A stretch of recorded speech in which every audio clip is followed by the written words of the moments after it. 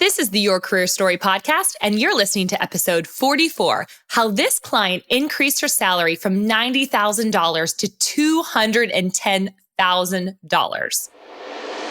Welcome to Your Career Story podcast, a show that's designed for rockstar professionals looking for that extra booster shot of confidence in their careers. Whether you're trying to get clarity on a job transition, want some work-life balance inspiration, or need a strategy to snag that promotion or raise, this podcast is for you. I'm your host, Jenna Viviano, ex-Wall Streeter turned startup junkie who now coaches hundreds of clients, empowering them to take back control of the job search and land their dream job. So sit back, grab a glass of wine, and prepare yourself for your weekly boost of career confidence.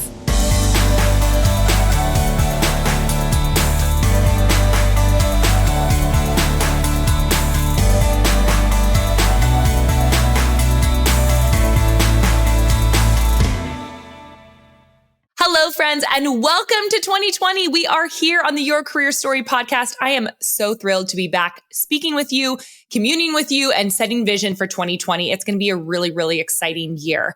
At the end of 2019, we spent a lot of time on this podcast really thinking about what did we want this to look like for 2020, and also wrapping up the year with a massive bingeable bonus series. So if you haven't listened to that yet and you're interested in learning more about the Enneagram, a personality typing system that we think is super, super useful when understanding workplace dynamics, you need to check out all of those episodes. We did about 10 episodes on that we released at the end of the year. So we released that, and then we started vision casting for 2020. What did we want you guys to learn? We got so much great feedback in our first year of podcasting. And really, we wanted to enter into the new year with new vision, with a new idea of how to show you what's possible in your career. The biggest thing that I realized over the past year is that so many women that I speak to and that I work with, all the women that I speak to and work with, really, really struggle with their confidence in the workplace. And you may be listening to this and you may be raising your hand and saying, yes, Jenna, pick me. I'm the same person. So if you are that person where you're just feeling a little burnt out at the beginning of this year, you're wondering what you're going to do for 2020, you really don't want to be at the current place that you're at, but you really need some inspiration. Today's story is really going to be designed to do that. And it's about one of my clients. I'm not going to use her actual name for secrecy and privacy reasons. And I'm going to exclude some little bits of detail so nobody knows exactly who she is, because I take that very, very seriously. But this woman was in my Recruit the Employer program, which is my signature program for 100K plus earning women who are really looking to level up in their next career. And I want to share a little bit about how she was feeling when she first started working with me. And then at the end of this year, she actually sent me a really wonderful text message at the start of this year of 2020. And she sent me this text message that said this. So I just want to set the stage for this woman. And I hope that her story inspires you to think bigger for your career in 2020 and to start limiting the noise that you're hearing inside your head that things are not possible, that big change is not possible in your career. So here's a text message I received from this woman. She said, I just wanted to let you know that I accepted the position in London and am moving on Valentine's Day. I was making $90,000 when we had our first session, and in my new job, I'll be making the equivalent of about $210,000, so more than double. Thanks for all your help. Now, y'all, this was unprompted. I didn't reach out to her. I didn't ask her like, hey, can you give me a testimonial? Nothing. This was just completely unprompted. She sent this to me and I did a little bit of a happy dance because this is the stuff I love. I love seeing women be able to transform their mindset, enter into a CEO level mindset, really transform their career and take back control of it. Because when she arrived to me, and I'm going to share a little bit about why I think she was successful and how she was able to actually increase her salary from $90,000 to $210,000. And also she moved from a smaller town in the US to London. Let's just talk about that for a second. She was able to make all of those moves by some things that she was doing herself and then also utilizing the Recruit the Employer program. But I want to read something to you because I really think that this will probably resonate with a lot of you. If you are feeling this way, this was what she said to me when she's filled out an application to be a part of the program. She said, I really love to learn. I love to hear different perspectives and value good feedback. I've accomplished a lot in my career already, but I know that there's a lot yet to come for me. I'm ready to take everything I've learned and start getting paid appropriately, find a situation that will skyrocket me to the next tier and move to a city where I can settle down and build a fuller life. Y'all, she did that in less than a year. She was able to do that. And I am so excited to share a little bit more of her story. So she was working at an organization that she had kind of built up from the ground up. And she just felt like she wasn't getting paid appropriately. And she wasn't, quite frankly, getting paid what she should have gotten paid for all the things that she was doing. And she was just struggling with where to go next. She was struggling with clarity. She wasn't really sure what exactly she wanted to do next, how she was going to get there. And what we were able to do was to devise a program and a solution and a strategy for her to get her from feeling really stuck in her career and like she couldn't leave this place to making 2 career moves in the past year and doubling her salary, which is awesome. So here's a couple of things. There's 3 main buckets that I think really contributed to her success. And you need to be thinking about yourself when I'm telling this story. You need to be thinking about yourself through the process of where do you fit into this story? Where do you want to fit into this story? And how could this story inspire you to do things differently for 2020, to do things differently for your career? If you resonate with what she said about that she feels like she's accomplished a lot already and that there's a lot more to come from her, but she wants to get paid appropriately, if that sounds like you, listen up. This is the 3 things that I feel like she did really, really well that propelled her to have this success. And the first bucket is really her mindset. Now, she took this program that she was in very, very seriously. She invested the money in herself and realized that if she wanted to expand her revenue potential, if she wanted to grow and to expand her career opportunities, she needed to first invest in herself. And she found that my program was the best way to do that. But it's not about investing in my program specifically. She decided to take the initiative and put a stake in the ground and say, enough is enough. I'm choosing differently for my life. And I'm going to take this very, very seriously, so seriously that I'm going to invest money in my career to hopefully get a return on investment out of it. And she obviously got a massive return on investment out of that. The other thing that I feel like she did from a mindset perspective is this woman had big dreams and she was not scared to share them. I mean, she might have been scared a little bit when we first were getting to know each other, but she has some big dreams for her career, some big things that she wants to do. And she was quite unapologetic about it once we started going. She had big visions for where she wanted to work, where she wanted to move to, how she wanted to envision her life. And she started to set that vision and then started to move in that direction. I think so many of us are scared to have those big dreams. I was just on a phone call with a potential client and I said, well, what's your big dream for 2020? Or what's your big dream for your career? And she's like, I'm really scared to tell you this. And I was like, just tell me. I'm a dream pusher. Give me the info. I want to know what your big dream is, because I think so many of us, especially as women, we feel like we're not worthy to express that opinion. We're not worthy to share our big dream or to have a big dream because honestly, we're probably scared it's not going to happen. So there is this fear that we have of hoping for future related things. I know I can relate to that in my personal life. I felt this a lot when I was in my single years of like, is marriage ever going to be a reality for me? And I was scared to hope for it because I was scared it wasn't going to come true. I feel like some of you that are listening to this, you probably are feeling similarly. You're thinking to yourself, I'm really scared to dream that I could be going and doubling my salary in the next year because what if it doesn't come true? And my question to you is, what if it does? What if it actually comes true? And if you start, the thing though, is you can't just believe it's going to come true. Then you have to start doing the work to actually make sure that it comes through. Part of that is shifting your mindset and blasting through those limiting beliefs. And that's something that this woman and I spoke very seriously about throughout the entire process of working together. The other thing that I feel like she did really well from a mindset perspective is she was very, very forward thinking. She wasn't just thinking about the next move. She was thinking about the next 3 moves. So I feel like so many people that I talk to are what I call bottom feeders. And that's a terrible, terrible visual, but I don't know how else to explain it. There are 2 types of people in the job search process or in their careers. There are bottom feeders and there are great white sharks.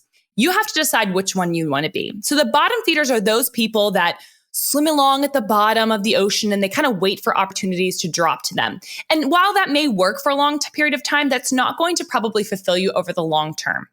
People who are great white sharks really swim at the top of the ocean, survey the ocean, and are able to see, okay, I want that fish there, I want that fish there, and I want that fish there, and they go after them.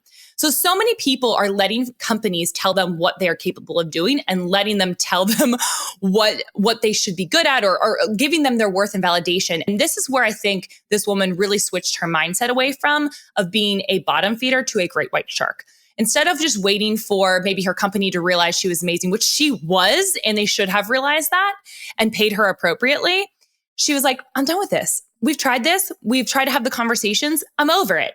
I'm moving on with my life. I'm making a decision and I'm going forward thinking. I'm thinking future oriented. I'm not going to sit in this past and just feel stuck all the time and just be mulling over that. And I feel like a lot of you that are listening are probably in that situation right now where you're kind of ticked off. You wish that you had a different opportunity. But here's the thing. You got to do something about it. You got to think forward thinking and blast through the fear that you maybe have about that potential future that you have. Because I think so many of us have kind of this for almost like foreboding joy, if you will. We're so scared to move forward because what if it doesn't work out? We are fearing the failure. We're fearing what could potentially happen wrong instead of thinking about what are all the amazing things that could happen right. I know for myself in my career, when I was making a massive career pivot from the New York Stock Exchange to the Muse, and I tell this story a lot, it didn't make sense on paper. But I wasn't thinking about the next move, right? So I cut my salary probably in half from the New York Stock Exchange to the Muse, although I had potential for commission and all that kind of stuff. But my salary itself was cut in half. But I wasn't thinking about that one move. I was thinking about 2 moves after that when I would start a business. And I didn't know at the time what that business was going to look like. But I'm so grateful that God placed me in that role because I really feel like that was the catapulting, that was a quarter of turn that I took. It took me a quarter of a turn farther to get me to talking to you today. And so I want you to be thinking for yourself, what's the next quarter turn that you can be taking? And that's something this woman did amazingly well when she was going through this process. The other thing that she was doing is she was actively engaging and building her confidence. I think a lot of us will say, I just don't feel confident in my career. 99% of the people that come to me do not feel confident in their career. That's why they come to me. But she was starting to really believe that actually I am worth that. I am confident in my skill set. I need to start acting and living out of that and demanding that in my next opportunities. And that's how she was able to make a quarter of a turn pivot in her first career pivot that she made in 2019. And then that's how she did it again for 2020, where she got to move to London. So what I want you to hear from that is that she was patient too. She was able to see, while she might have had some behind the scenes that I didn't know about, like friction that she was feeling really frustrated about, she, in my opinion, did not complain and did the work and was really forward thinking and really patient in the process. And she, if she's listening to this, needs to be really proud of herself in that. But she really actively engaged and made sure that she was building her confidence and telling herself over and over again that she was worth it. I think so many of us will get one rejection from an email or from a company, and we'll get an email rejection and we'll take that so much to heart and don't think about how potentially that could be saving us from an opportunity that isn't right for us. And instead think of that as, okay, I'm getting one step closer to a yes. Every no that I'm getting is one step closer to a yes. And she was somebody I feel like who did a really, really great job of keeping her head up when things got a little rocky or the turbulence happened, because by the way, it's going to happen. If you're doing anything worthwhile, if you're trying to grow, if you're trying to expand, you're going to experience turbulence.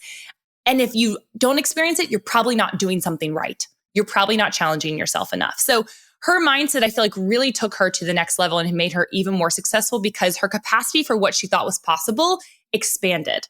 Her capacity and her limiting beliefs that she was able to blast through expanded because she was able to see, okay, this is actually possible for me. I believe it's possible for me. Now, how do I start taking actions to do that? And the last thing that she did from like kind of a mindset perspective is she put a team around herself. This woman was involved in every single leadership, extracurricular activity, female empowerment, really placing herself in line with other leaders and is trying to build her brand so that that is the case moving forward. I so relate to her. That is something I have intentionally done in my own career in making sure I'm hiring the best coaches that can help give their wisdom because they've gone before me to help me fast track my success. And she did the exact same thing by hiring me. She invested in herself monetarily, and then she also put herself in line with other movers and shakers and other female movers and shakers to make sure that she was able to propel herself forward. So from a mindset perspective, those are the things that I feel like she did really well.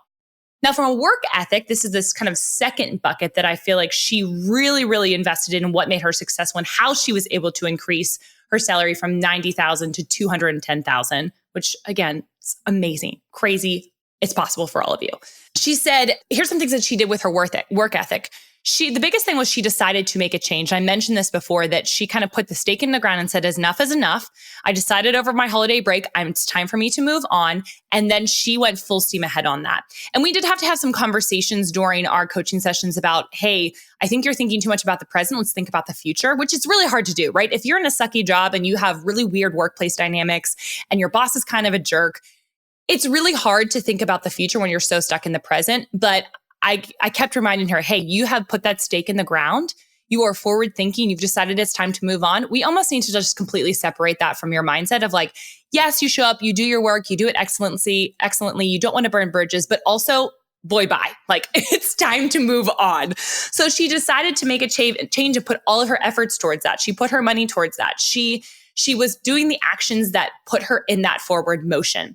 And that's something I would recommend for all of you, is that a lot of us are expecting this kind of turnkey solution that is going to be super, super, super easy. And while some things are easier with a strategy, of course, that's why we have those, right? I think we have unrealistic expectations about how fast change has to happen.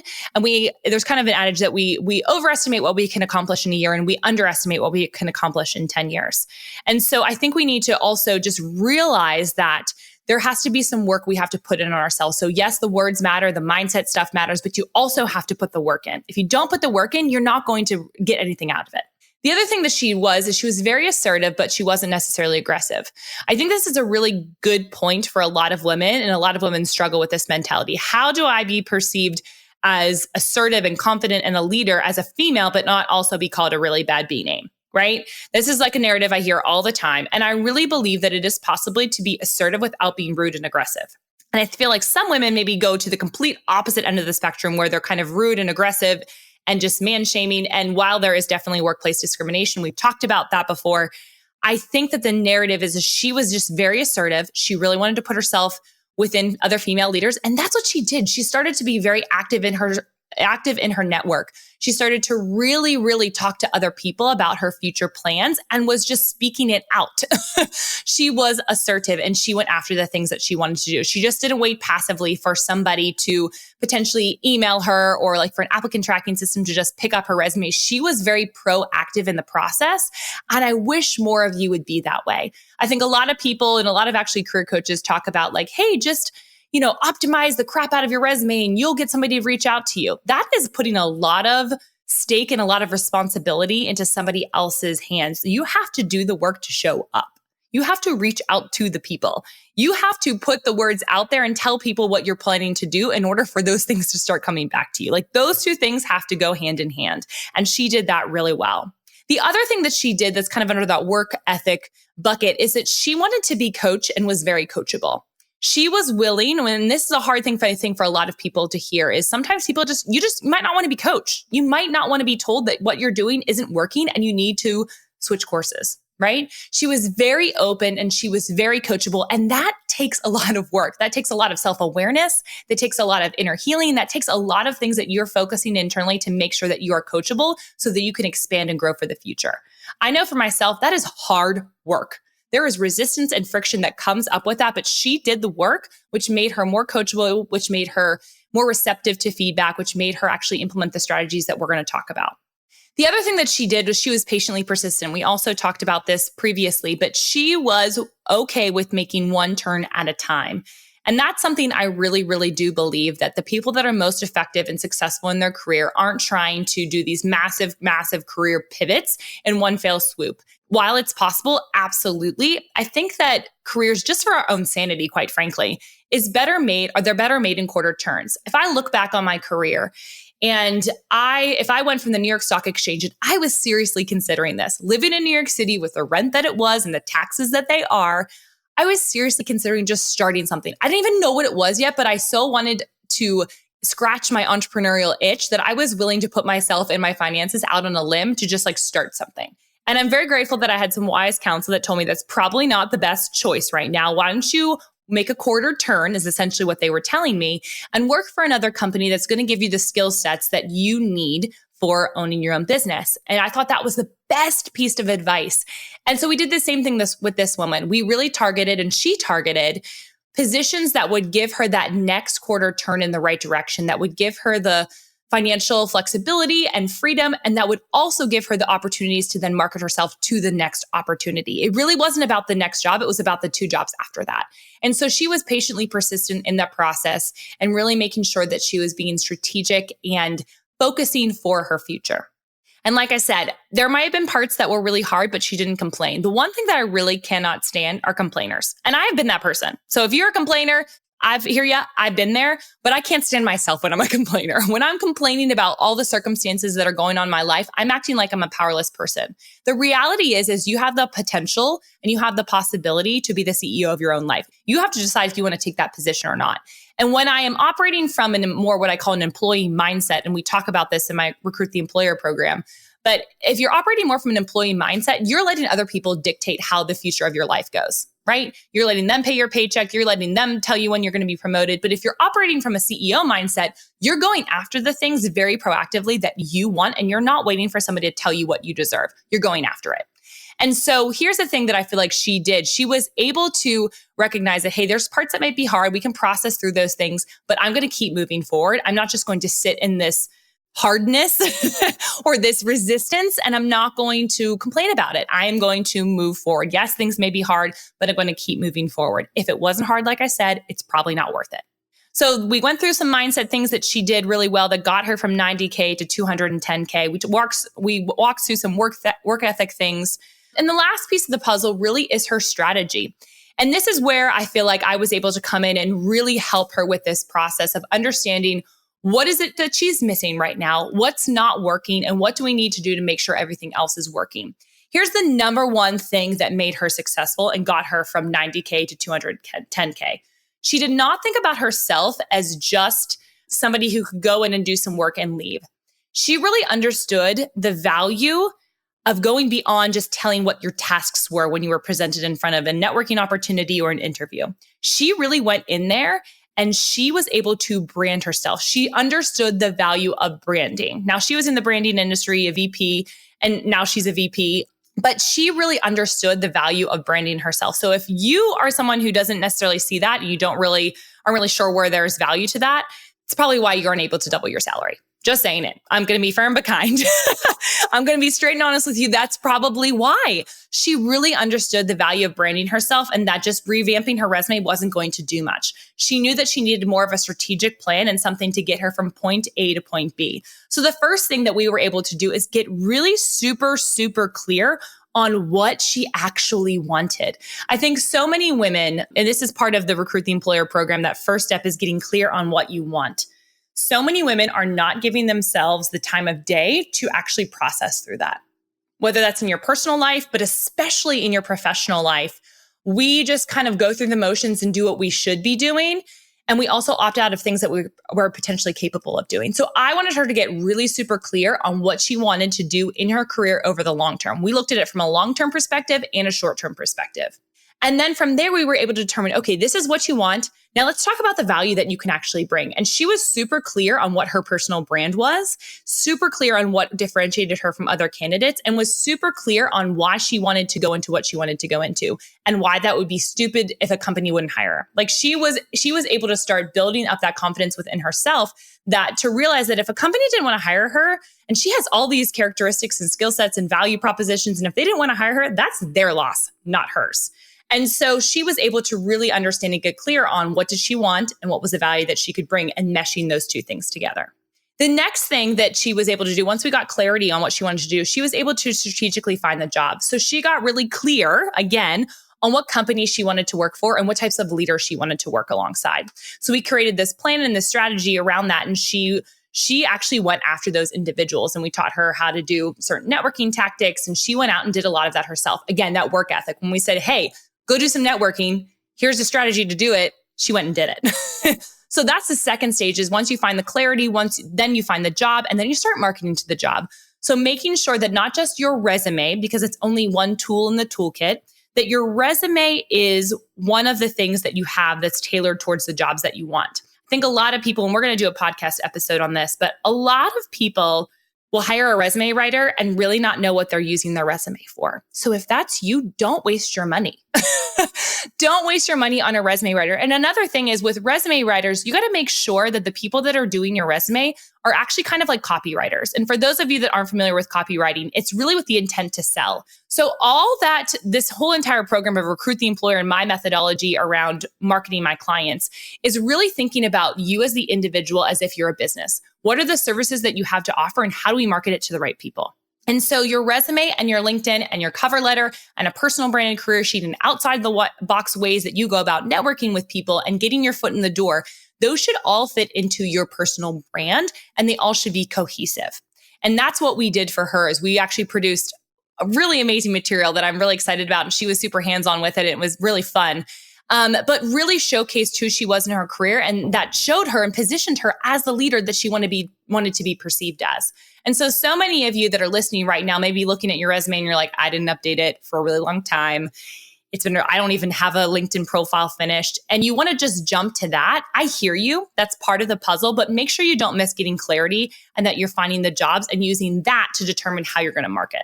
So there is a specific reason why I take my clients through these 4 steps because it works. If you do them out of order, it's not going to work for you. And that's why I think a lot of people are struggling with the job search process as they're doing things out of order. The last thing that we did was we really coached her up on how to talk about herself, how to answer the question, tell me about herself.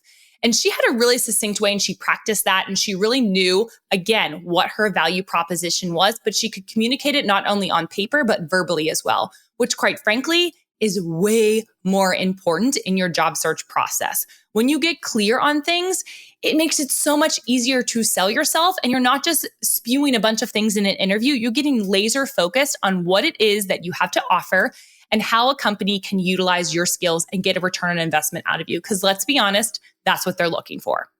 So those are the kind of the 4 stages that we took her through and really thinking about, okay, now what's the future for this woman? What is she going to be doing next?